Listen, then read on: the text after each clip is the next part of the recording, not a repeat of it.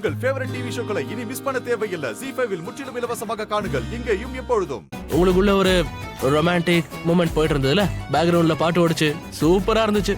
You just continue. Bye. பாரு அண்ணி.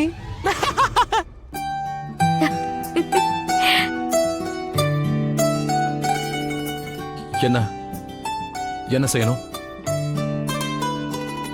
என்ன செய்யணும்னா என்னது? அது ஆயுஷ் என்னமோ சொன்னானே, ஆயுஷ் சொன்னதை நீ கேட்கலையா? இல்ல, நான் கேட்டேன். அதுக்கு நீ என்ன சொல்ற? நான்